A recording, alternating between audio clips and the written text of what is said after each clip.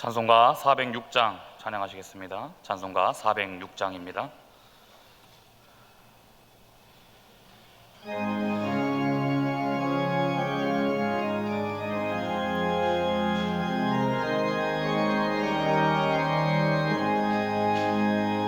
고난 내 영혼 편히 쉴 곳과 풍랑이로도 안전한 포구 폭풍까지도 다스리시는 주의 영원한 팔 의지에 주의 영원하신 팔 함께하사 항상 나를 붙드시니 어느 곳에 가든지 요동하지 않음은 주의 팔을 의지함이라.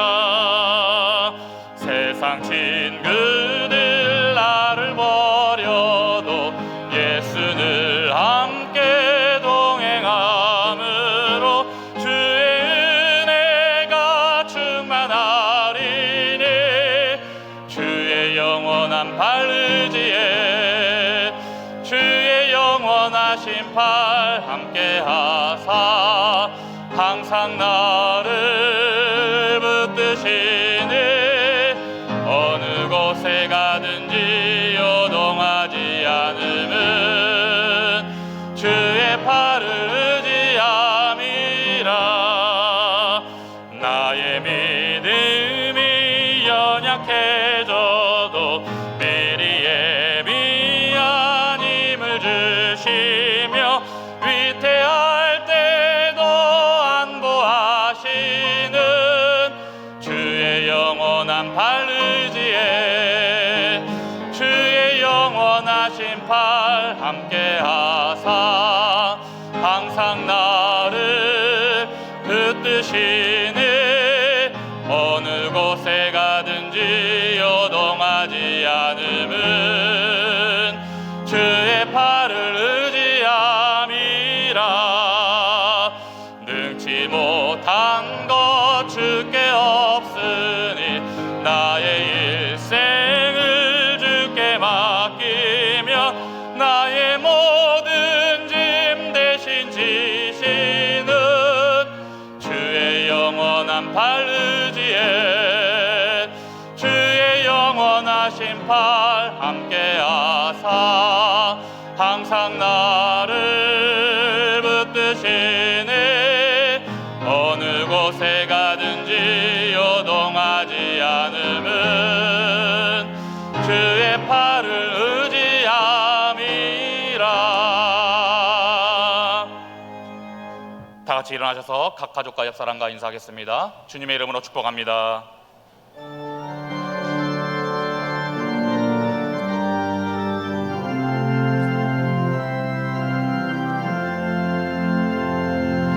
아버지 사랑합니다. 아버지 경배합니다. 아버지 채워주소서 당신의 사랑으로. 예수님 사랑합니다. 예수님 경배합니다. 예수님 채워주소서 당신의 사랑으로. 성령님 사랑합니다. 성령님 경배합니다. 성령님 채워주소서 당신의 사랑으로. 주여, 주는 대대에 우리의 거처가 되셨나이다.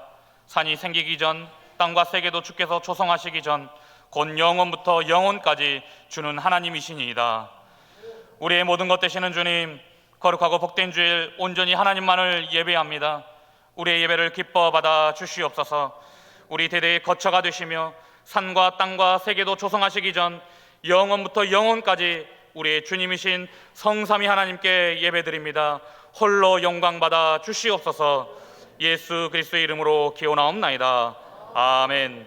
사도신경으로 우리의 신앙을 고백하겠습니다. 전능하사 천지를 만드신 하나님 아버지를 내가 믿사오며 그 외아들 우리 주 예수 그리스도를 믿사오니 이는 성령으로 잉태하사 동정녀 마리아에게 나시고 본디오 빌라도에게 고난을 받으사 십자가에 못 박혀 죽으시고 장사한 지 사흘 만에 죽은 자 가운데서 다시 살아나시며 하늘에 오르사 전능하신 하나님 우편에 앉아 계시다가 저리로서 산 자와 죽은 자를 심판하러 오시리라. 성령을 믿사오며 거룩한 공예와 성도가 서로 교통하는 것과 죄를 사하여 주시는 것과 몸이 다시 사는 것과 영원히 사는 것을 믿사옵나이다. 아멘. 자리에 앉으셔서 찬송가 85장 찬송 우리를 대표해서 손진덕 장로님 기도하시겠습니다.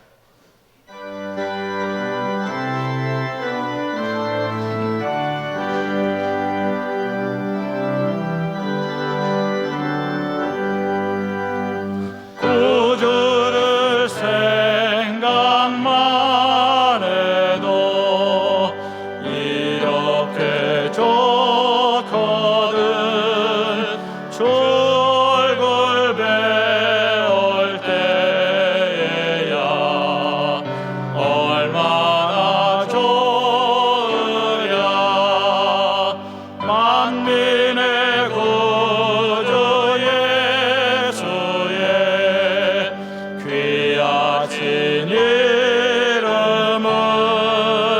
천지에 있는 이름 중 귀할 데 없도다.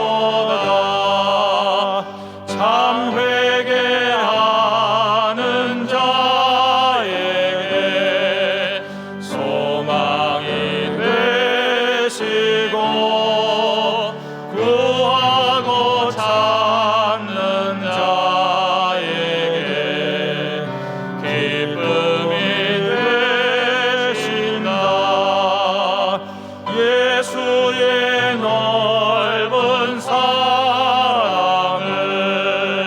어찌나 말하랴. 주 사랑받은 사람만 그 사랑 알도다. 사랑의 구주 예수여 내 기쁨 되시고 이제로부터 영원히 영광이 되소서.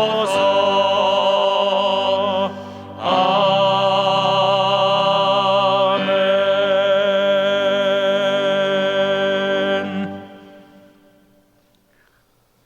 영광과 존귀와 찬양을 받으시기에 합당하신 우리 하나님 아버지, 하늘과 땅 사이 넓고 넓은 이 세상 가운데 한 사람으로 살아가는 이 작은 나를 우주 만물보다 더 귀하게 여기시며 네가 없으면 이 천하가 무엇에 유익하리요 사람이 무엇을 주고 제 목숨과 바꾸겠느냐라고 하시며 아무 보잘것없는 저희를 그토록 이토록 귀하게 여기시니 창조주 우리 하나님 앞에 엎드려 감사를 드립니다. 비천한 자 내가 누구이기에 여기까지 이르게 하셨나이까. 나의 나된 것은 오직 하나님의 은혜요 받을 수 없는 자에게 은혜를 주심에 감사를 드립니다. 값없이 주시는 이 모든 것이 나에게는 너무 넘치는 사랑임을 알면서도 더 채우고 싶어하고 더 앞서가려는 탐욕과 교만이 가득한 저희를 아버지여 용서하여 주옵소서. 그럼에도 긍휼하신 주님의 은혜로 오늘 또 허락하신 예배의 자리에 모였나이다. 삶의 현장에서 믿음의 여정으로 살아가는 우리 성도들, 각자 살아가는 시간들이 소중하지만 하나님께 드리는 예배의 시간이 또 더 소중하기에 정성 다하여 경배를 드리오니 기쁘게 받아 주옵소서. 아버지여, 이 시간 간절히 원하옵니다. 병들어 신음하는 이 땅을 고쳐 주옵소서. 치료의 하나님, 권능의 하나님께서 이 땅에 창궐한 역병이 물러가게 하여 주옵소서. 이 모두가 우리의 죄악 때문임을 이제 알아사오니 노하신 채찍을 멈추어 주옵소서. 지쳐있는 선교사님들의 열방 선교가 회복되게 하여 주옵소서. 우리의 예배와 찬양이 완전히 회복되고 교회의 모든 선한 활동이 이제는 온전히 회복되게 하여 주옵소서. 신앙 중심으로 살아가는 젊은이들의 앞날을 열어주시고 결혼 정년기에 있는 청년들에게 정한 배필 속히 만나 믿음의 귀한 가정들 세워가게 하여 주옵소서. 질병으로 고통 속에 있는 한우들을 깨끗하게 치료하여 주시고 위로하시며 침상에서 드리는 간절한 기도에 응답해 주옵소서. 당신의 한 사람은 누구입니까? 초청주의를 통해 찾아온 하나님의 자녀들, 이분들을 오랫동안 탕자를 기다렸던 아버지의 마음으로 기쁘게 받아 주옵소서. 아버지의 자녀로 품어주시고 이제는 아버지의 집을 떠나지 않도록 천국 잔치에 이를 때까지 지켜 주옵소서. 70년 역사 총성이 울리는 6.25 전쟁 속에 세워진 우리 서만화 교회가 그동안 많은 역경을 딛고 선진들의 눈물로 기도와 헌신의 노력으로 이토록 성장하게 하심을 감사드립니다. 200여 명의 성도와 함께 30년 동안 담임하시며 거듭된 건축과 교회 부흥을 위해 열정으로 우리 교회를 섬기신 울로 목사님, 아직도 교회를 사랑하고 염려하며 붙들고 기도하고 계시는 그 기도가 세워진 이 땅 위에 굳건한 반석이 되게 하옵소서. 지난 70년 동안 우리 교회를 거쳐가신 목회자님들과 수많은 성도들에게 들이 어디 있든지 믿음의 정인들 다 되게 하시고 강건함과 성김의 축복으로 천국이 그들의 것임이 되게 하옵소서. 교회답지 못한 교회들이 많고 자기 영화를 위한 목자들이 많으나 오직 주님의 마음을 품고 겸손하게 목회하시는 우리 담임 목사님, 주님이 세우신 자리에서 십자가의 희생을 회복케 하는 능력의 우리 목사님 되게 하여 주옵소서. 당회를 주관하고 교회의 모든 기관들을 돌볼 때 사람의 눈이 아닌 주님의 마음을 품고 초대교회와 같이 사랑이 넘치는 우리 교회로 든든히 세워가게 하여 주옵소서. 말씀 들고 서실 때마다 하나님의 영광, 예수 그리스도의 능력과 성령의 역사심을 보게 하시며 너희의 아버지여 우리 서만화 교회를 하나님의 집으로 영원토록 견고하게 하여 주옵소서. 이 시간 하나님의 은혜를 사모합니다. 하나님의 말씀을 연구하여 전가하시는 목사님의 말씀이 산상설교와 같은 능력의 말씀이 되게 하시고 듣는 모든 사람들에게 팔복의 은혜와 8가지의 축복으로 하늘의 크신 상급이 되게 하여 주옵소서. 답답한 마스크에 곤란한 호흡 중에도 주님 찬양하기 원하는 찬양대를 축복하시고 우리의 예배와 찬양을 기쁘게 받아 주옵소서. 이 나약한 자를 아들 삼아 주시고 여기까지 이끌어 주신 우리 구주 예수님 이름으로 간절히 기도드리옵나이다. 아멘.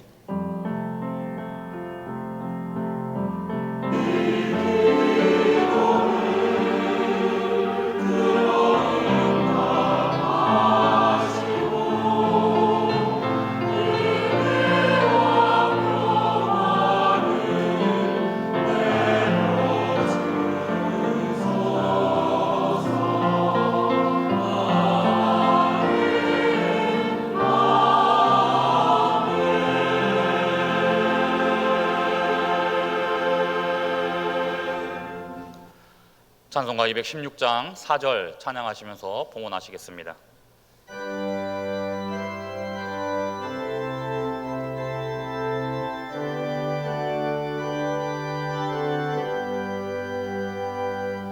만 가지 은혜를 받았으니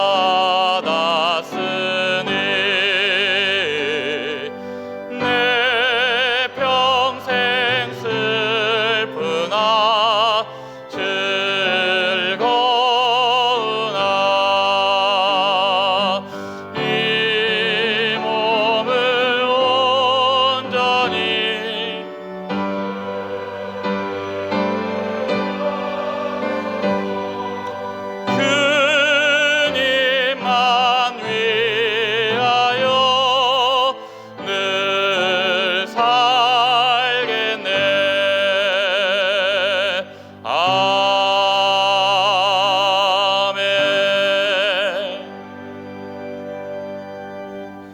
늘 우리와 함께 하시는 아버지 하나님, 봉헌의 시간 주셔서 감사합니다.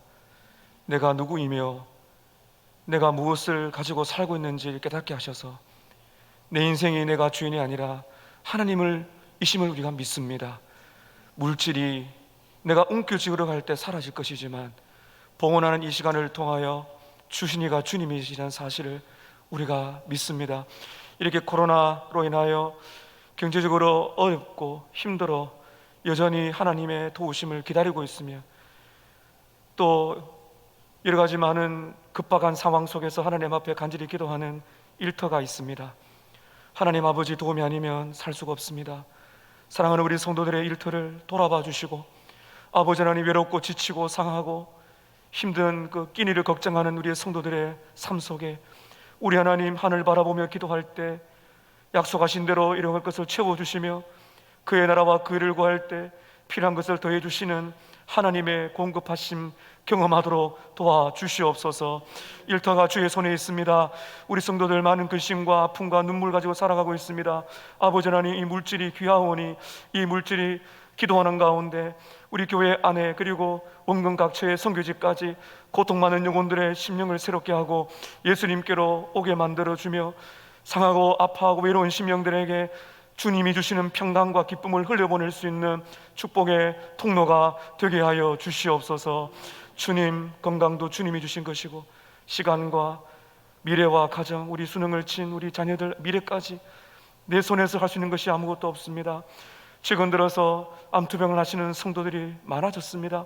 아버지 하나님, 사랑하는 성도들의 병상을 돌아봐 주셔서 오늘 이 시간 주님이 주시는 하늘 평강과 위로로 함께 하시고 전적인 하나님의 주권적으로 역사하셔서 치료의 역사가 일어나게 하여 주시옵소서. 자비로우신 하나님 아버지, 주님밖에 없습니다. 다 주님의 것입니다. 봉헌할 때 이 기쁨과 믿음이 더 강해지도록 도와주시고, 하나님 해외와 타지와 군문과 원근 각지에 있는 성도들의 삶과 생업 위에 은혜를 더하시며 주일을 맞이하여 힘들고 어렵지만 그러나 기쁨으로 이렇게 찬양 또 안내 새가족을 맞이하고 주차 여러 부서에서 교사들 하나님 구석구석에서 사람들이 보든 안 보든 주님께 마음을 다해드리는 우리 모든 수고하는 손길들을 주님이 기억해 주시기를 간절히 원합니다. 주님께 모든 것을 봉헌합니다. 내일의 모든 것이 염려가 되지만 하나님께 의탁하며 기쁨으로 나아가는 이 시간 되기를 소망하며 이 물질을 주님 받아 주시옵소서. 예수님의 이름으로 기도하옵나이다. 아멘. 교회 소식 알려드리겠습니다. 이 시간 온전한 예배를 위해 가지고 계신 휴대전화의 전원을 꺼주시거나 무음 및 진동 모드로 바꿔주시기 바랍니다. 수요 말씀 사경회가 11월 24일 수요일 수요 기도회시 있습니다. 강사는 김형익 목사님이십니다. 제2차 학습 입교 세례식 안내입니다. 입교 세례 교육이 11월 28일 주일까지 매주 오후 1시 15분 새가족실에서 진행됩니다. 당회문답은 12월 5일 주일에 있으며 학습 입교 세례식은 12월 12일 주일 저녁 찬양 예배 시에 있습니다. 신청자는 반드시 교육을 받으셔야 문답을 받으실 수 있습니다. 제2차 유아 세례 안내입니다. 신청은 12월 5일 주일까지 교회 사무실에 해주시기 바랍니다. 부모 문답이 12월 12일 주일 오후 1시 15분 새가족실에서 있으며 유아 세례식이 12월 25일 토요일 성탄절 축하 예배 시 있습니다. 교회 설립 70주년 기념 농어촌 미래자립교회 감사 나눔 프로젝트 안내입니다. 우리 교회를 향하신 하나님의 은혜와 교회 설립 70주년의 감사와 기쁨을 함께하고 농어촌 미래자립교회 목회자님들에게 위로와 격려를 드리고자 준비하였습니다. 선정 대상은 국내 70교회 목회자이며 2022년 3월부터 2023년 2월까지 1년간 소정의 감사 나눔 후원금을 전달합니다. 성도 여러분들의 많은 관심과 추천을 바랍니다. 세부 내용 및 지원 신청서는 교회 홈페이지 공지사항을 참고하여 주시기 바랍니다. 제3차 교구별 연합예배가 11월 28일 주일 저녁 찬양예배 시 있습니다. 신임 재직훈련이 11월 28일 주일 오후 4시부터 오후 5시 30분까지 4층 세미나실에서 있습니다. 시니어 예배가 11월 28일 주일 오후 1시 지하 미스바울에서 있습니다. 시무집사회 권사의 주관 2021년도 김장김치 나눔 신청 안내입니다. 대상은 독거노인, 불우이웃, 홀로 거주하는 청장년이며 인원은 150가정 선착순입니다. 신청 기간은 11월 30일 화요일까지이며 신청 방법은 각 교구 목자가 사무실에 신청하시면 됩니다. 나눔 일정과 문의는 주보를 참고해 주시기 바랍니다. 창원 극동방송 전화전도 프로젝트 활용을 위한 태신자 작성 안내입니다. 기간은 오늘부터 12월 5일 주일까지 2주간이며 주보에 삽지된 신청서를 작성 후 헌금함에 제출해 주시기 바랍니다. 오늘 저녁 찬양 예배 시 창원 극동방송 전화전도 프로젝트 활용 방법 안내 홍보 영상을 상영합니다. 문의는 주보를 참고해 주시기 바랍니다. 2022년 청지기를 모집합니다. 2층, 4층 필경대에 있는 사역지원서에 현재 섬기고 있는 부서와 추가로 희망하는 부서 빈칸에 동그라미 표시 후 사무실에 제출해 주시기 바랍니다. 2022년 전도회 구성 안내입니다. 2층, 4층 필경대에 2022년도 전도회 조직이 비치되어 있습니다. 11월 28일 주일까지 각 전도회별로 총회를 하셔서 임원 선출 결과를 사무실에 알려주시기 바랍니다. 성탄트리 점등식이 오늘 오후 4시 30분 창원 시청광장에서 있습니다. 결혼 소식입니다. 백태성 집사님, 이남순 집사님의 장녀 백지은 양과 엄신영 군의 결혼식이 11월 27일 토요일 오전 11시 대전 더 BMK 컨벤션 웨딩홀 4층 아이리스홀에서 있습니다. 교회에서 오전 7시 30분 출발하며 가실 분은 사무실에 신청해 주시기 바랍니다. 문상원 청년과 이민지 양의 결혼식이 11월 27일 토요일 오후 12시 부산 세계롭교회에서 있습니다. 이동희 청년과 이미지 양의 결혼식이 11월 27일 토요일 오후 3시 10분 울산 JW 컨벤션 센터 그랜드 볼룸홀에서 있습니다. 그 외 서머나교회 예배 안내와 모임 및 교우 소식은 주보를 참고해 주시기 바랍니다. 오늘 우리에게 주신 하나님의 말씀은 마태복음 5장 4절 말씀입니다. 마태복음 5장 4절 말씀.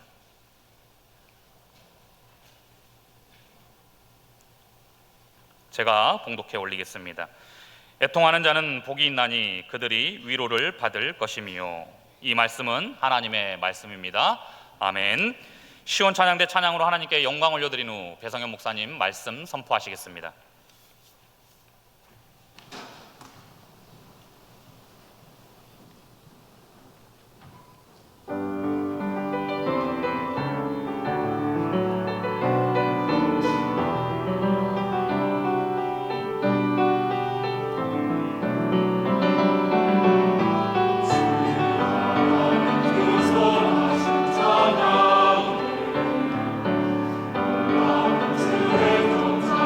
주의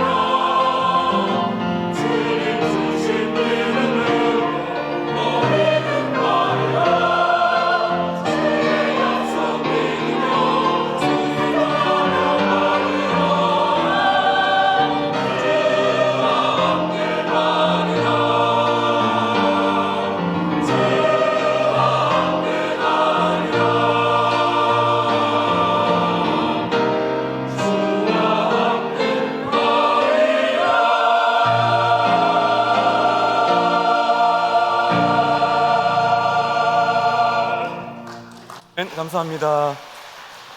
귀한 찬양에 감사를 드립니다. 오늘 중요한 광고가 몇 가지가 있습니다. 들으셨겠지만은 첫 번째로 일단은 위드 코로나를 맞이해서 지금 확진자가 전국적으로 많습니다. 그래서 여러분께서 교회 건물로 들어오실 때 방역 수칙에 또 만전을 기해 주시고, 특별히 취식은 금지입니다.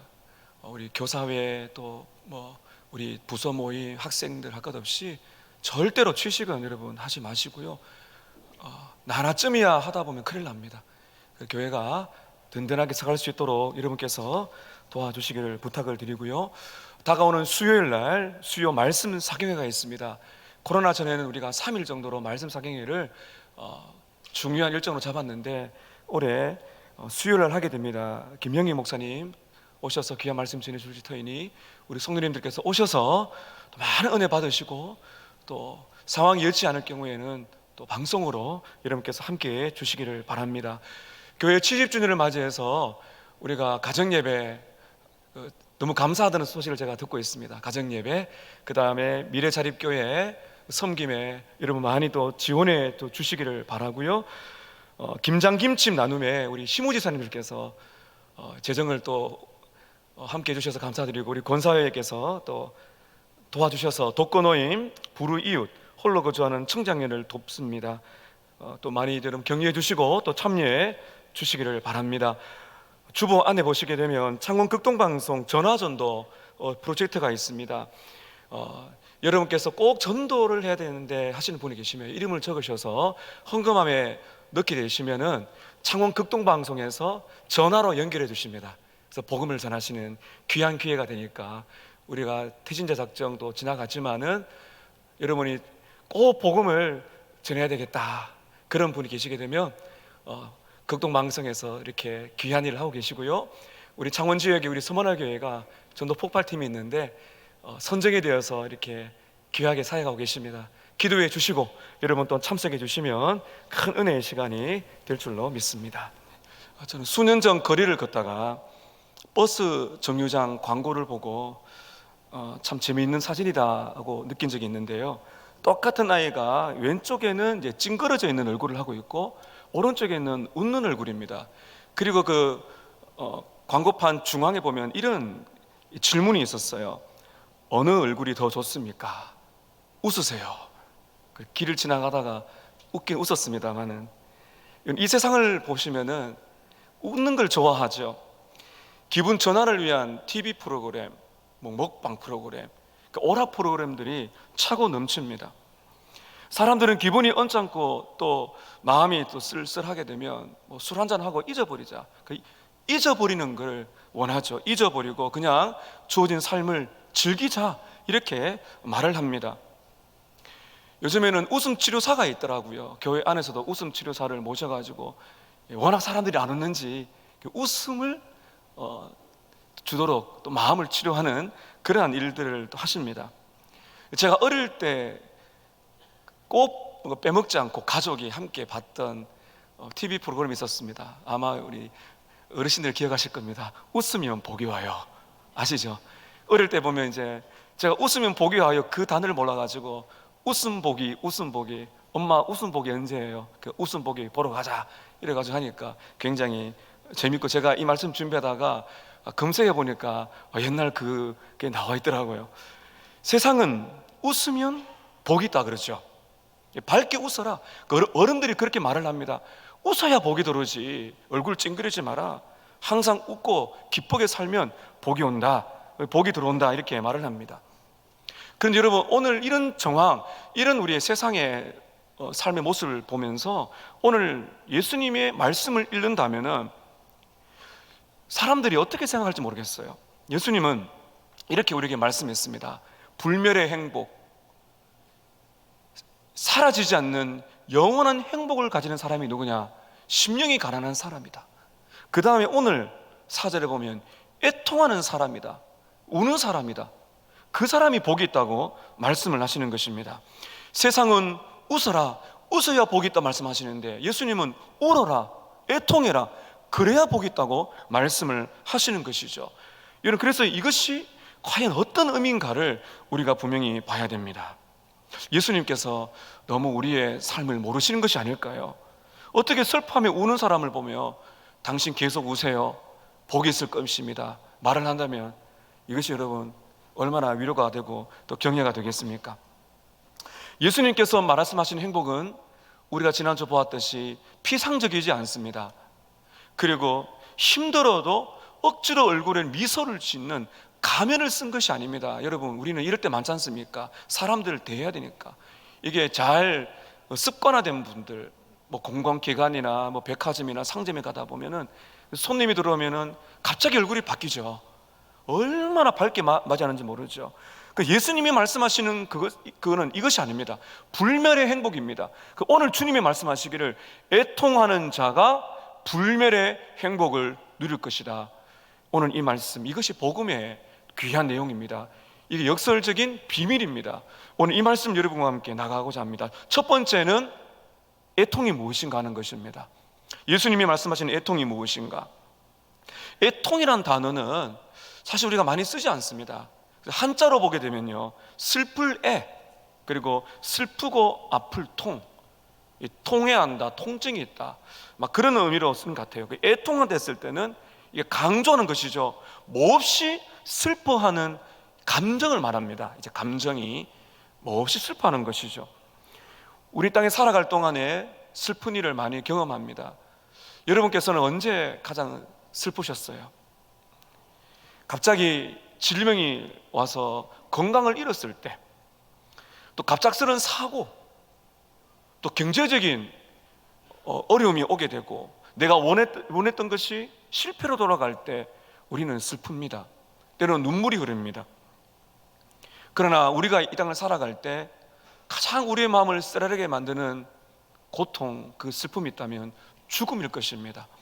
사랑하는 사람이 우리 곁을 떠나게 될 때 그 죽음이 주게 되는 충격과 슬픔은 이루 말할 수가 없는 것이죠. 지금 예수님께서 말씀하시는 애통이라는 단어 안에는 바로 이런 의미가 담겨 있습니다. 죽음으로 인해 가지게 되는 정도의 슬픔이다. 이런 생각으로 여러분 말씀 보셔야 됩니다. 지금 예수님이 말씀하시는 애통의 이 단어 속에 원뜻이 무엇인가 하면 죽음으로 인하여 우리가 갖게 되는 정도의 슬픔이다. 이 슬픔이 뭘까요? 예수님이 말씀하시는 애통이 무엇이겠습니까? 우리는 지난주 살펴보았습니다. 심령이 가난한 사람은 물질적인 가난을 의미하지 않습니다. 그 애통이라는 것, 예수님이 지금 애통이라는 것은 이 땅에 살아갈 때 일반적으로 갖게 되는 슬픔이 아닙니다. 이것은 여러분 기억하셔야 됩니다. 지금 예수님이 애통하는 자는 복이 있나니 저희가 위로를 받을 것이며, 이 말씀할 때 애통은 하나님의 자녀들, 거듭난 하나님의 자녀, 예수 믿는 사람, 예수님의 제자들만이 느끼는 감정입니다. 그 슬픔이라는 것을 우리가 알아야 되는 것이죠. 그래서 그냥 어둡고 어둠칙칙하고 부정적인 슬픔이 아니고 이것을 거룩한 슬픔, 경건한 슬픔이라고 할 수가 있는 것입니다. 심령이 가난한 사람과 마찬가지로 이런 것은 내가 만들어낼 수 있는 것이 아니고요, 하나님을 내가 딱 만났을 때, 하나님을 만났을 때, 나의 본 모습을 보았을 때 심령이 가난한 사람이 되는 것처럼 애통하는 사람, 바로 그 애통을 경험하게 된다는 것입니다. 제가 토요일날 금요일인가요? 신문을 보게 되는데 아마 최근에 올라온 자료입니다. 미국의 바이올라라는 대학이 있는데 신학 교수님인 테디어스 윌리엄스가 이 복음연합이라는 단체에 글을 올렸습니다. 제목이 이렇습니다. 전 세계적으로 가장 빠르게 성장하는 종교가 있다. 여러분, 전 세계적으로 가장 빠르게 성장하는 종교가 뭘까요? 자기 숭배랍니다. 셀프 월십. 자기 숭배가 가장 빠르게 급증하고 있는 종교랍니다. 그래서 미국인들을 조사를 해보았더니요, 연구 결과에 의하면 미국인들의 84%는 자신을 즐기는 것이 인생의 가장 큰 목적이다. 그리고 86%는 자신을 즐기기 위하여 가장 원하는 것을 추구해야 된다. 그리고 91%의 응답자는 자신을 찾기 위해 자신을 성찰하는 것이 가장 중요하다. 나 자신을 찾기 위해서 자신을 성찰하고 내가 누구인지를 성찰하고 내가 원하는 걸 찾는 것이 최고의 행복이라고 그렇게 미국인들이 말을 하고 있는 것입니다. 이런 자기 숭배 사상은요, 이 셀피즘이라 그러거든요. 자기를 믿는, 자기를 과시하는 이 셀피즘, 자기로 꽉 찬 인생을 말하죠. 그리고 여러분 잘 아시는 나르시시즘, 자기 사랑, 자기 만족, 그런 이제 자기 사랑, 자기 과시에 빠져 있는 인생을 지금 말을 하고 있는 것입니다. 코로나 시대에 이것이 더 급증하고 있다고 합니다. 여러분 근데 보십시오. 기독교 신앙은 완전히 반대입니다. 세상은 자기 자신, 자기 확신, 자기 사랑, 자기 만족, 어쨌든 다른 건 뭐 차치하더라도 어쨌든 나의 만족이 제일 중요하다. 자기 만족을 추구하는 인생, 그것이 사람들의 최고의 목적이 자기 숭배라고 되어 있다는 것이죠. 그러나 여러분, 기독교 신앙은 뭐라고 말하고 있습니까? 우리 기독교 신앙은 뭐라 말하고 있습니까? 우리의 인생의 출발은 내가 아니라 하나님이다. 여러분 기억나시죠? 그래서 여러분, 우리는 하나님 앞에 서야 되고 하나님을 알아야 나를 아는 것이지, 아무리 내가 명상하고 묵상하고 나를 성찰해봐야 거기서 거깁니다. 그럼 나의 모습을 진짜 알기 위해서는 절대자이신 나의 창조자이신 하나님 앞에 서서 그 하나님을 만날 때 나 자신을 알 수 있다, 이렇게 말하고 있고요. 그리고 뭐라 말하고 있습니까? 나의 만족이 아니라 하나님을 영원히 기뻐함으로써 하나님의 영광을 돌리는 것이 인생의 최고의 목적이라고 우리에게 말을 해주고 있는 것입니다. 여러분, 그렇기 때문에 오늘날 여러분, 우리는요, 예수님은 자기를 즐기는 인생이 행복한 것이 아닙니다. 예수님은 뭐라 말합니까?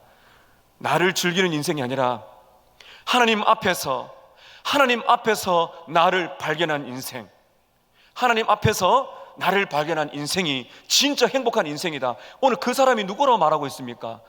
애통하는 자. 이 애통을 바르게 이해하려면은 여러분, 팔복이 다 연결되어 있다는 것을 아셔야 돼요. 여러분, 그래서 이 팔복을 제가 설교할 때 암기를 하시면 좋습니다. 팔복은 어떻게 시작했습니까? 심령이 가난한 자는 복이 있다. 천국이 저희들의 것이다. 여러분, 그렇다면 예수님의 말씀 이렇습니다. 심령이 가난한 사람은 반드시 필연적으로 애통하는 사람이다. 무슨 말입니까, 여러분? 자기 욕망, 자기 사랑, 자기 의로 살아가던 죄인입니다. 그래서 성경에는 죄인이라 그래요. 자기 욕망, 자기 자랑, 자기 만족, 자기 의에 빠져서 자기만을 추구하는 인생을 성경은 죄인이라고 말을 합니다. 근데 그 죄인이 하나님 앞에서 자신의 모습을 딱 발견하게 되었을 때 어떻게 변화된다 그랬습니까? 나는 아무것도 아니구나. 나는 아무것도 할 수 없구나. 나는 아무것도 가진 것이 없구나. 하나님의 은혜가 아니면 살아갈 수가 없구나. 그 연약한 인생이라는 것, 바로 이 사람이 누구라 그랬습니까? 심령이 가난한 사람입니다. 이 사람이 바로 영적으로 파산 선고를 내린 것이죠. 하나님 없이는 내가 살 수 없습니다. 은혜 없이는 한순간도 살 수 없습니다. 이 고백이 여러분의 인생 속에 있기를 축복합니다. 영적으로 파산 선고를 내린 인생은 어떤 사람을 그랬어요? 거룩한 절망. 이 거룩한 절망이에요. 그런데 이 거룩한 절망은 반드시 뭐로 이어지는가 하면 거룩한 슬픔으로 갑니다. 그 심령이 가난한 사람이라는 것은 지적인 변화예요. 내 인생이 내 것이 아니구나. 난 하나님 없이 못 사는구나. 거룩한 절망은 반드시 감정의 변화를 따라오게 되어 있습니다. 그 감정의 변화가 무엇인가 하면은 애통하는 자, 거룩한 슬픔, 거룩한 눈물이 있어요. 애통은 무엇인가 하면 결론적으로 죄로 인한 슬픔입니다. 죄 때문에 가지는 슬픔을 예수님은 바로 애통이라고 말하고 있습니다. 오늘 두 번째는, 그렇다면 애통하는 사람은 구체적으로 어떤 자인가? 애통하는 자는 어떤 사람인가? 애통하는 사람은 먼저 자신의 죄로 인하여 슬퍼하는 사람입니다. 자신의 죄로 인하여 슬퍼하는 사람입니다. 거룩하신 하나님을 만났을 때 내 자신을 진짜 봅니다. 여러분, 우리의 인생은 다 캄캄한 영광 안에 있는 것과 똑같아요.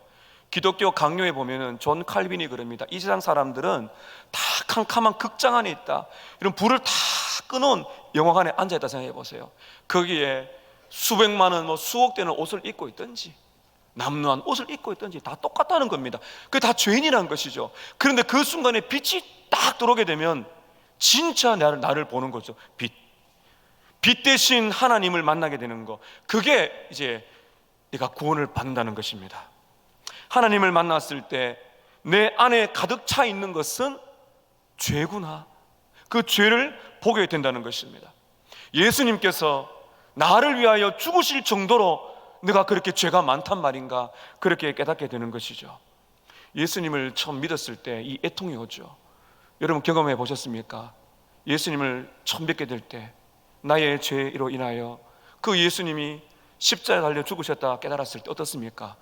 애통하죠. 내가 이렇게 큰 죄인이구나. 거룩한 슬픔이 찾아오게 됩니다. 이후에 내가 예수를 믿고 살아가는 일평생 동안에 이 슬픔이 사라지지 않습니다. 왜냐하면 우리가 죄 용서받고 구원을 받았지만은 우리 성도들 안에는 죽을 때까지 부패한 본성, 남아있는 욕망이 있기 때문이에요. 그래서 일평생 동안에 신자들은 애통을 겪게 됩니다. 사도 바울이 그랬습니다. 로마서 7장 18절에서 20절까지 보게 되면, 여러분 사도 바울이요 얼마나 거룩한 분입니까?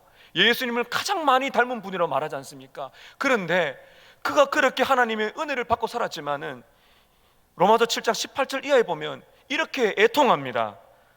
바울의 고백입니다. 우리식으로 말하면 최고로 신앙 좋은 분의 고백이라고 들으시면 돼요. 내 속 곧 내 육신에 선한 것이 거하지 아니하는 줄을 아노니 원함은 내게 있으나 선을 행하는 것은 없노라. 내가 원하는 바 선은 행하지 아니하고 도리어 원하지 아니하는 바 악을 행하는도다. 만일 내가 원하지 아니하는 그것을 하면 이를 행하는 자는 내가 아니요 내 속에 거하는 죄니라. 이어서 로마서 7장 24절에 유명한 고백을 합니다. 이렇게 외칩니다. 오호라 곤고한 사람이로다. 오호라 나는 곤고한 사람이로다. 이 사망의 몸에서 누가 나를 건져내랴. 곤고하다는 건 비참하다는 거예요. 죄를 많이 짓고 살아가는 그 악한 사람의 고백이 아닙니다. 정말 성도 중에 성도인 바울의 고백입니다. 오라 나는 비참한 사람이로다. 누가 이 사망의 몸에서 나를 건져낼 수가 있겠는가? 제가 지난주 여러분께 산상설교에 가장 필독서 있다고 말씀드렸죠. 영국의 21세기 최고의 설교자고 말하는 로리 존스 목사님이십니다. 그 산상설교 집에 보면 이 로리 존스 목사님이 이렇게 애통하세요.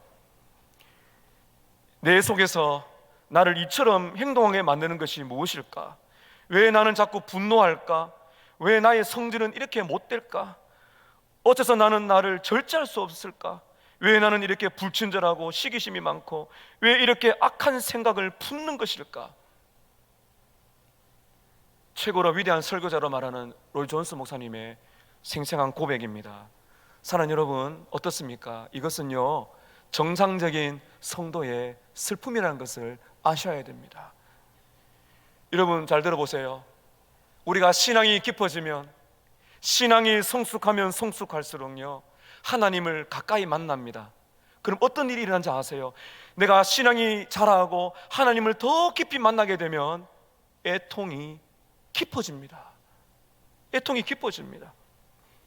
찬란한 태양이 있다 그랬습니다. 찬란한 태양 저 멀리서 볼 때는 희미하죠.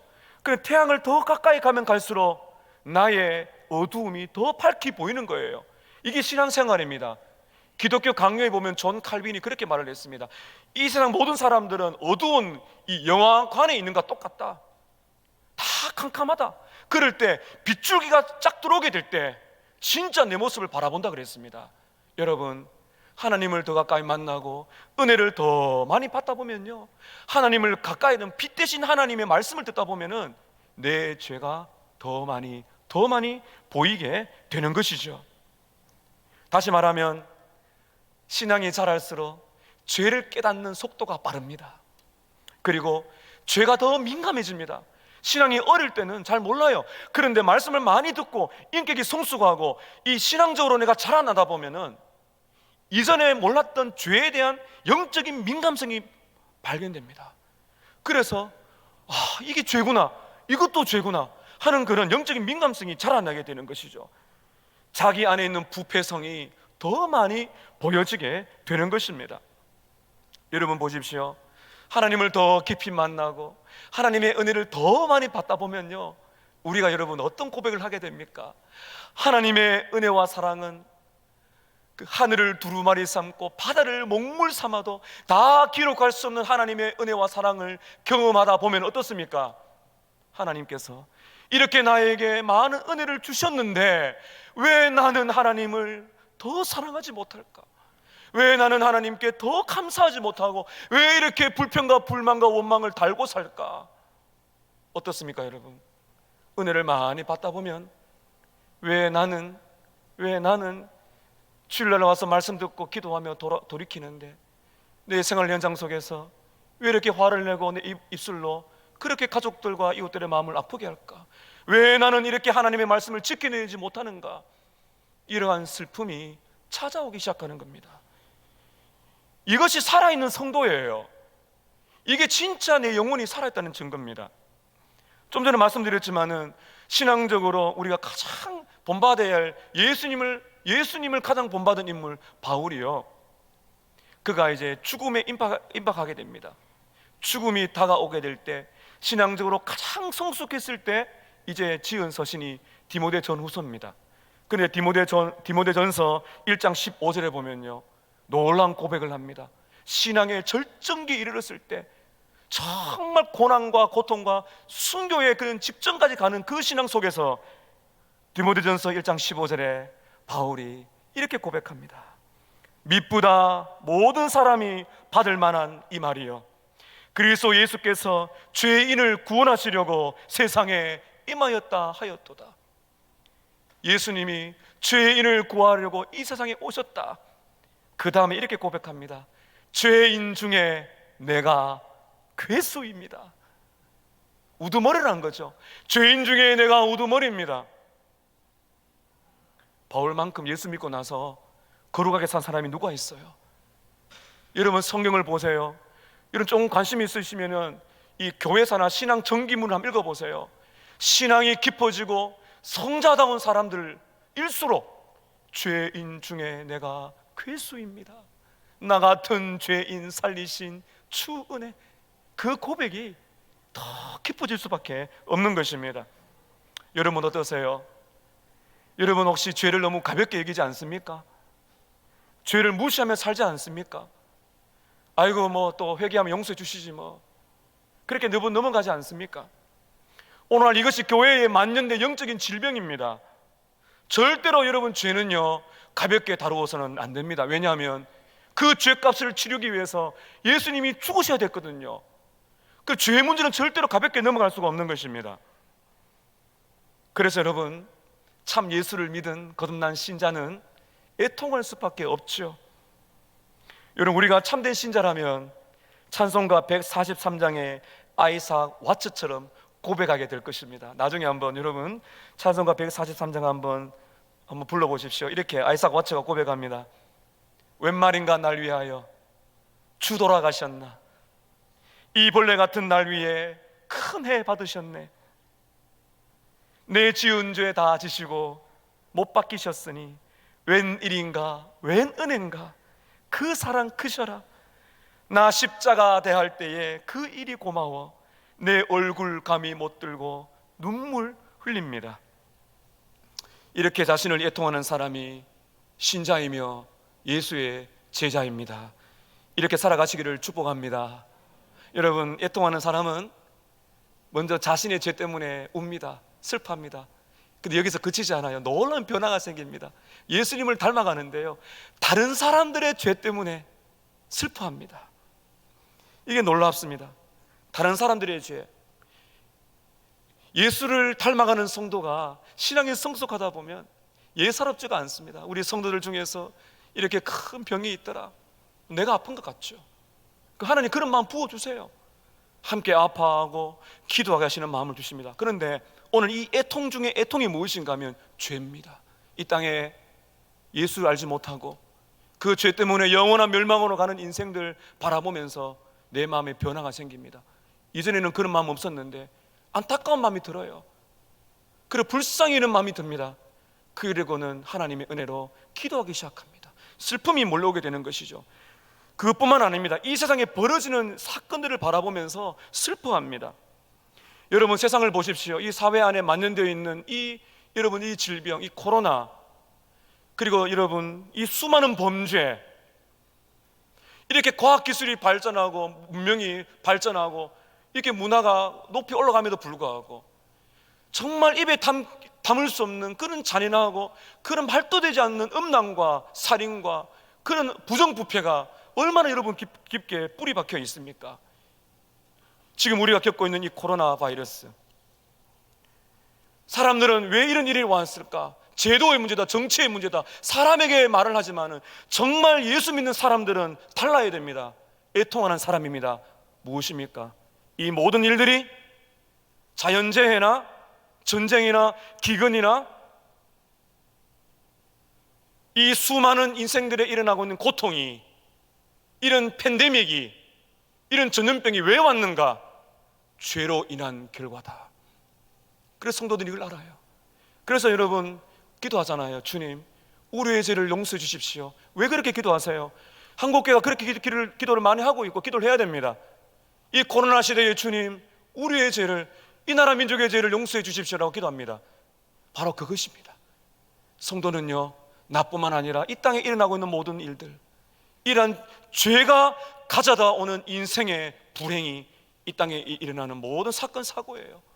그렇기 때문에 여러분 우리가 이것을 가지고 기도합니다. 성경을 보세요. 에스라, 느헤미야, 예레미야가 바로 자기뿐만 아니라 민족의 죄를 가지고 자기 죄처럼 울고 회개하지 않습니까? 시편 119편 136절에 보면 시편 기자가 이렇게 기도합니다. 아마 많은 학자들이 다윗의 고백이 아닌가라고 생각하는데요, 시편 119편 136절입니다.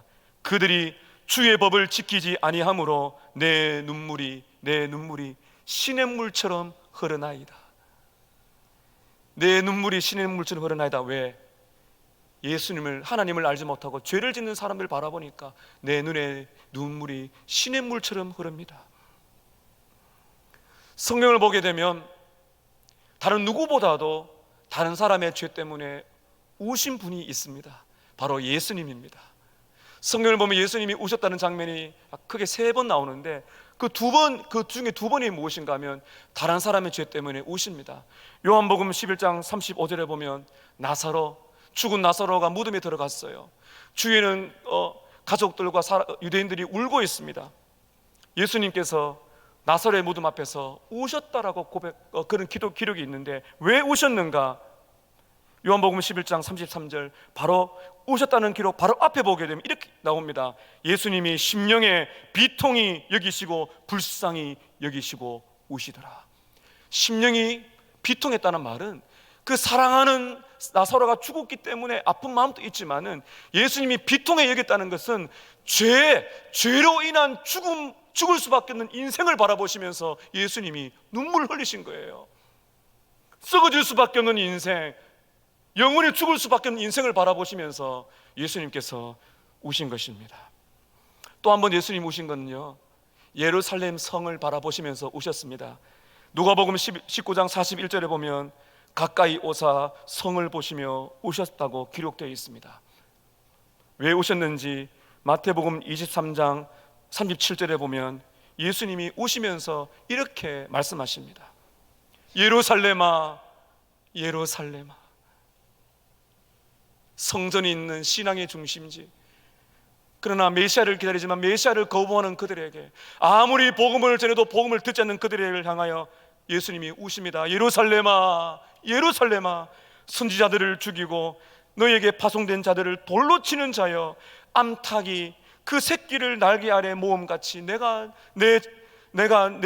너의 자녀들 모래한 일이 몇 번이냐? 모으려고 예수님이 복음을 전하셨지만은 그러나 너희가 원하지 아니하였도다. AD 70년에 예루살렘이 함락되어서 엄청난 사륙의 장면을 겪고 그들은 죽게 됩니다.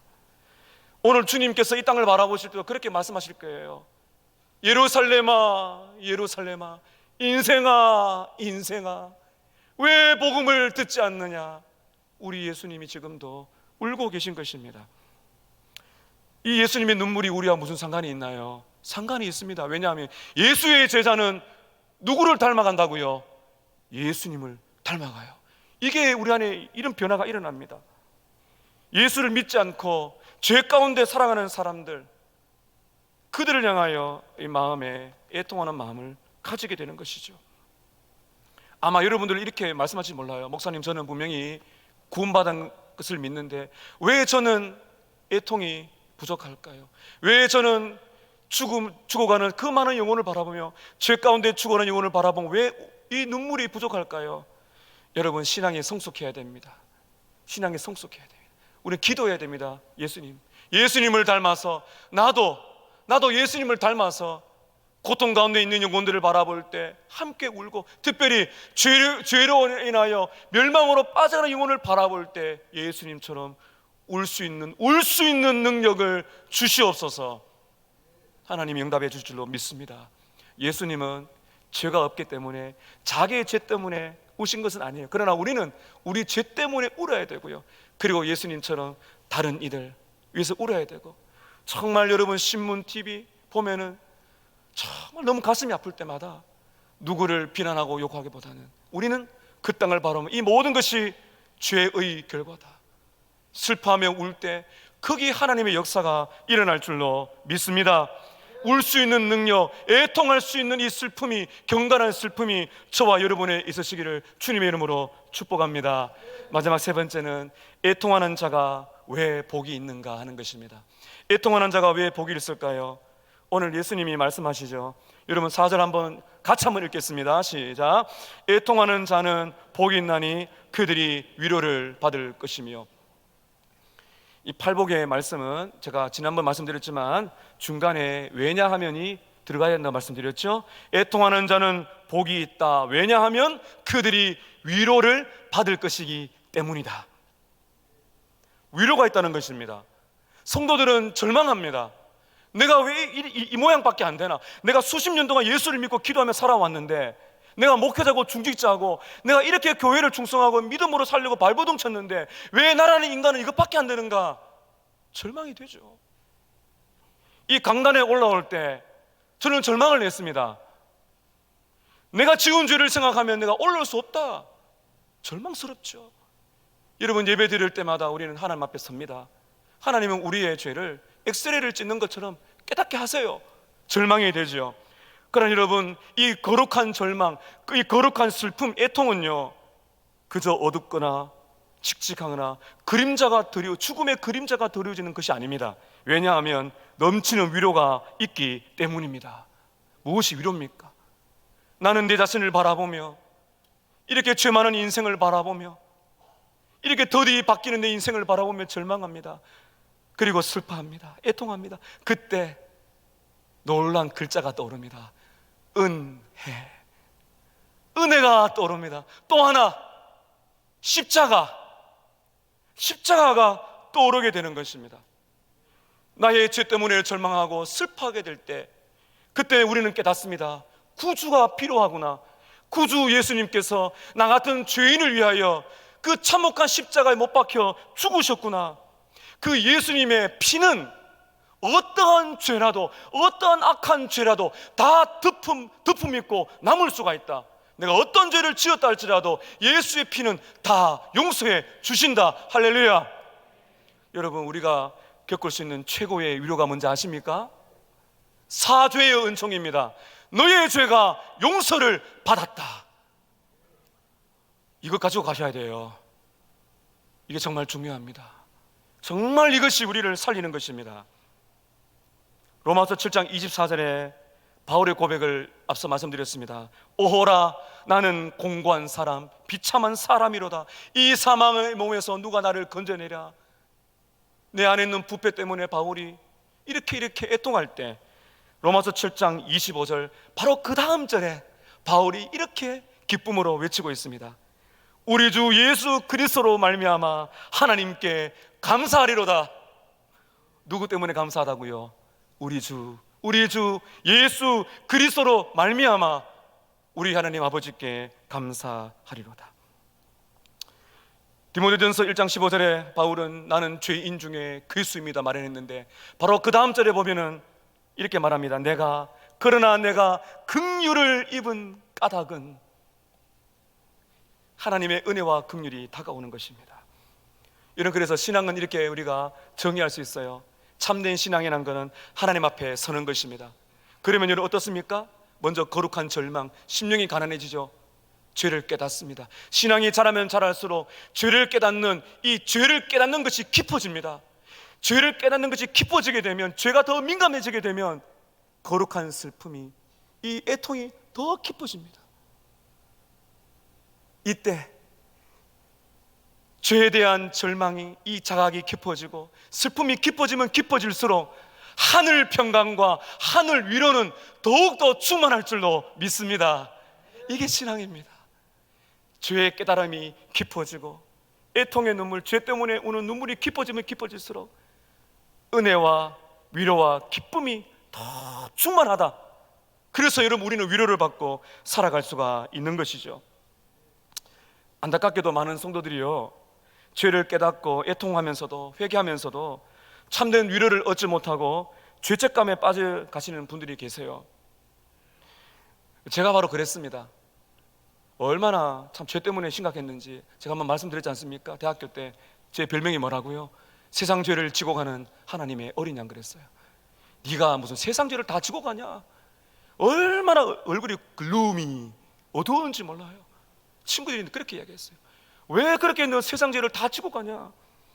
저는 회개를, 제가 지금 돌아보니까 제 자신을 학대한 거예요. 절망을 많이 했어요. 그거는 바른 것이죠. 그런데 그 다음이 문제였어요.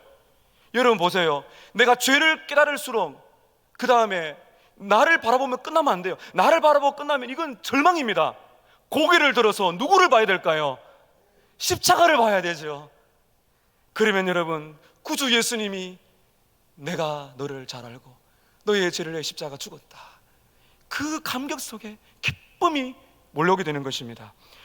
제가 참 이 죄 때문에 고민할 때 많은 은혜를 받은 리차드 십스의 꺼져가는 심지와 상한 갈대라는 책이 있는데요, 거기서 참 제가 잊지 못하는 글을 리차드 십스 목사님이 말씀해 주셨는데 제가 한번 읽겠습니다. 우리는 우리 자신의 마음을 완고하게 철저하게 깨뜨려야 합니다. 우리는 할 수 있는 한 우리 자신의 죄를 더 심각한 것으로 봐야 됩니다. 우리의 죄를 더 심각하게 봐야 됩니다. 동시에 우리는 우리를 대신해서 상처를 받으신 예수를 봐야 됩니다. 우리가 우리의 죄로 찔러 상처를 입힌 예수님을 바라봐야 됩니다. 철저하게 회개하되 철저하게 울되 우리에게 있는 죄보다도 그리스도에게 있는 사랑과 자비가 더 크다는 것을 기억해야 됩니다. 할렐루야. 제가 얼마나 자유함을 누린지 몰라요. 사랑하는 여러분, 오늘 예수님이 우리에게 이렇게 위로의 말씀을 하십니다. 이렇게 말씀하세요. 얘야, 너는 나 없이 살 수가 없어. 너의 죄는 용서받아야 돼. 근데 죄는 네가 해결할 수 없어. 내가 방법을 다 마련했단다. 네가 피 흘릴 필요가 없고 내가 대신 너를 위하여 피 흘렸단다. 네가 상상할 수 없는 방법, 내가 십자가에 달려 죽은 그 십자가를 봐라. 죄 때문에 고민하며 슬퍼하며 애통할 때 내가 너를 위해 찔린 그 두 손과 두 발을 보고 허리에 창자국을 봐라. 그리할 때 말할 수 없는 평강이 임할 것이다. 할렐루야, 아멘입니다. 사랑하는 성도 여러분, 이 세상을 바라보세요. 죄로 인하여 고통받는 세상을 보십니까? 얼마나 잔인하고요, 얼마나 음란하고요, 정말 얼마나 악한데 지혜로운지 모릅니다. 소망이 없습니다. 여러분, 선진국은요 마치 뭐라 말할까요? 깨끗하게 잘 정비된 그런 수세식 화장실이라면 후진국에서는요, 여러분 그런 변소잖아요. 똑같습니다. 선진국에서는 지혜롭게 죄를 많이 짓고요, 그렇게 문화가 덜 발전한 곳에서는 다 그렇게 죄를 짓는 거예요. 잘 살든지 못 살든지 다 그렇게 죄 안에 갇혀서 살아가고 있는 거예요. 다 보세요. 똑같습니다. 타락과 범죄는 끊이지 않습니다. 더 잔인해지고 있습니다. 소망이 없습니다. 정치에 소망이 있는 것이 아닙니다. 이 세상에 소망이 있는 것이 아닙니다. 성도는 눈을 들어야 됩니다. 우리 예수님이 다시 오시게 될 때, 새 하늘과 새 땅이 오게 될 때 모든 죄는 제거가 될 것이고 더 이상 죄가 없는 새 하늘과 새 땅이 있는 줄로 믿습니다. 그걸 바라보면서 소망을 가져야 되죠. 이 땅은 언제나 하나님이 심판할 것이다. 울며 애통하고 완벽한 죄가 없는 새 하늘과 새 땅을 바라보며 우리는 소망 가운데 살아가야 되는 것입니다. 마지막 질문을 드리겠습니다. 사랑하는 여러분, 여러분은 죄 때문에 애통한 적이 있습니까? 애통을 알고 계십니까? 모르신다면 여러분 구원받은 신자가 아닙니다. 구원받은 신자는 애통을 압니다. 죄를 알아 회개의 슬픔을 압니다. 사랑하는 성도 여러분, 이 시간 우리 모두가 하나님 앞에 나아가시기를 축복합니다. 예수님의 십자가를 바라보세요. 예수님의 십자가를 바라보시면서 이렇게 기도하세요. 성령 하나님, 저 안에 있는 죄를 깨닫게 해주십시오. 더 많이 저의 죄를 보게 해주십시오. 그리고 그 죄를 바라봤을 때에 거룩하게 슬퍼하게 하십시오. 그 죄 때문에 몸부림을 치게 해주십시오. 그러나 거기에서 그치지 말고 예수님의 십자가를 붙들고 이같이 악한 나의 죄를 위하여 우리 주님이 죽으셨구나, 예수님의 피로 위로를 받도록 도와주시옵소서 기도하신다면 놀라운 일이 벌어집니다. 절망스럽고 아프고 스스로 실망하는 우리 인생 속에 더 깊은 죄에 대한 절망과 애통이 있지만은 그것을 뛰어넘는 더 충만한 기쁨이 우리에게 몰려와 말할 수 없는 위로와 기쁨이 우리에게 있어서 우리 구주가 주시는 평강과 위로가 우리 안에 넘치게 될 것입니다. 애통하는 자는 복겠나니 저희가 위로를 받을 것이다. 이 말씀이 여러분의 말씀 되시기를 주님의 이름으로 축복합니다. 기도하겠습니다. 여러분, 오늘 우리는 참 죄밖에 없습니다. 감출 것 없고요. 이 시간 나 같은 죄인 비참합니다. 예수를 오래 믿어도 더 죄가 많이 보이고요. 이 시간 여러분 애통한 적이 없다면 오늘 이 시간 예수를 바라보고 십자가를 바라보고 예수님을 믿고 회개하는 시간을 가지고 고백하십시오. 남아있는 인생 동안에 애통의 눈물을 더해 주셔서 애통의 눈물이 깊어질수록 더 충만한 기쁨과 위로를 십자가를 통해 경험하도록 도와주십시오. 통성으로 기도하겠습니다. 하나님 아버지, 사랑이 많으신 하나님 아버지, 부끄럽고 죄송하고 너무나 욕망과 죄로 인하여 살아가는 이 악한 인생이 여기에 있습니다. 예수를 믿고 목회자로 살아가지만 왜 이리 내 마음속에 죄의 욕망이 아직도 죽지 않고 있는지, 이렇게 예수님을 닮아가는 것이 더딘지 너무나 죄송하고 부끄럽고 낙심될 때가 많지만은, 그러나 주님, 이 경건한 눈물, 슬픔, 애통이 반드시 있어야 된다고 말씀했으니 이 경건한 이 슬픔, 거룩한 슬픔, 이 눈물이 그치지 않게 도와주시고, 그러할 때 예수님의 십자가를 바라보며 예수님의 십자가 그 보혈의 피가 어떠한 죄라도 다 씻으신다는 것, 어떠한 죄라도 용서받는다는 사실을 깨닫고 오늘 감격 속에 기쁨으로 살아가는 우리가 되기를 주님 원합니다. 애통하는 자는 복이 있나니 저희가 위로를 받을 것임이라. 하늘 위로, 하늘 기쁨이 우리 모두에게 임하도록 주님의 십자가 앞으로 우리를 인도하여 주시옵소서. 예수님의 이름으로 기도합나이다. 아멘. 함께 우리 찬양하시겠습니다. 276장 함께 찬양합니다.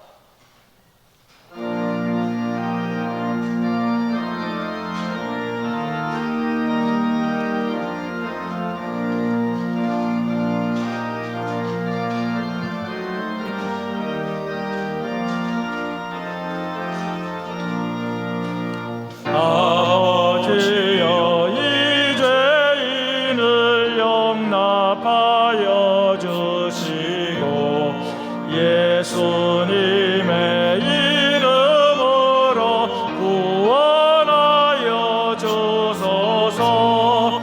아버지를 떠나 산지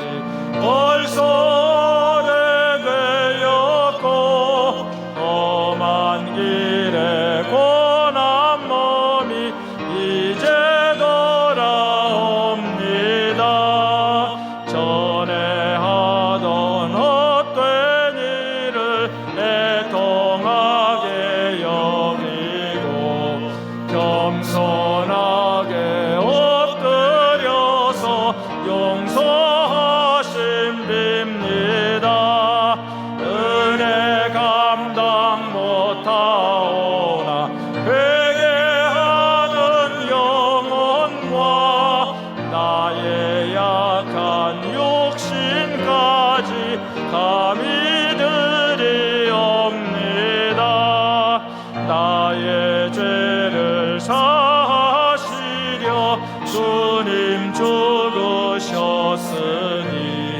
그의 고로 의지하여 주만 의지합니다.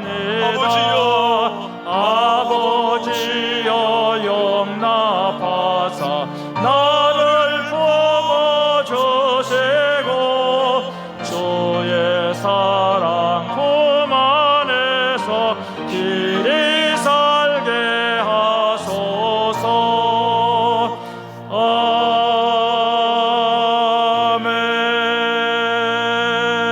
아멘.